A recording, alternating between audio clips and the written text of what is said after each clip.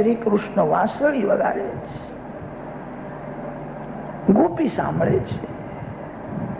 ઘરના લોકોને આ રાસની વાંસળી ઘરના લોકો સાંભળી શક્યા નહીં, એમને કઈ સંભળાયું જ નહીં.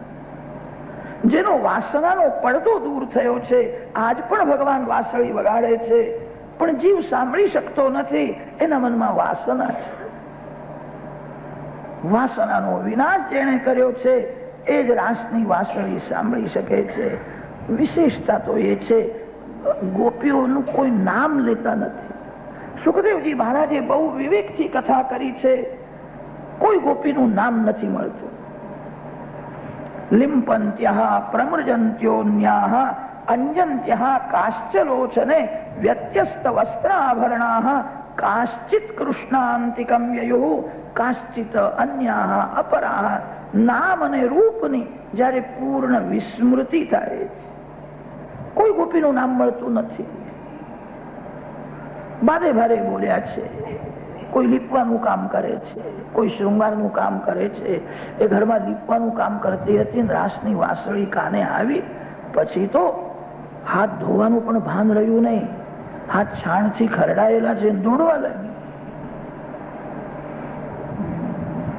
આ ગોપીમાં સ્ત્રીત્વ હોત ને તો હાથ ધોઈને સુંદર શૃંગાર કરીને દર્પણમાં મુખ જોઈને હવે હું ઠીક લાગુ છું એવી ખાતરી કરીને પછી બહાર ગઈ.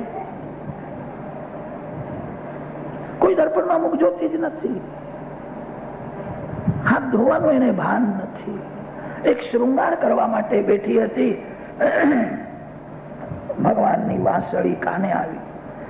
આંખમાં મેષ આંજવાની, એને કઈ યાદ જ રહ્યું નહીં. આંખમાં કંકુ આંજીને દોડવા લાગી. ગોપી સ્ત્રી છે.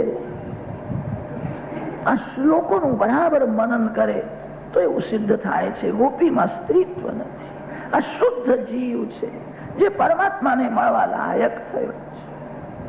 વાંસળી થી ભગવાન એકને બોલાવે છે. ગોપી દોડતી દોડતી ભગવાન પાસે આવી છે. પ્રભુએ સ્વાગત કર્યું છે. ગોપીઓને કહ્યું છે તમે બહુ ભાગશાળી છો. બહુ પૈસા કમાવે અને બહુ સુખ ભોગવે એ ભાગશાળી છે. જેના માથે મૃત્યુ છે, જેને મરણની બીક છે, એ ભાગશાળી નથી. ભાગશાળી તે છે જેને પરમાત્માને મળવાની તીવ્ર ઈચ્છા છે. ગોપીઓને સંબોધન આપ્યું છે તમે બહુ ભાગશાળી છો. સ્વાગતમ વો મહાભાગા. તમને મને મળવાની તીવ્ર ઈચ્છા છે, તેથી તમે દોડતી આવી છો.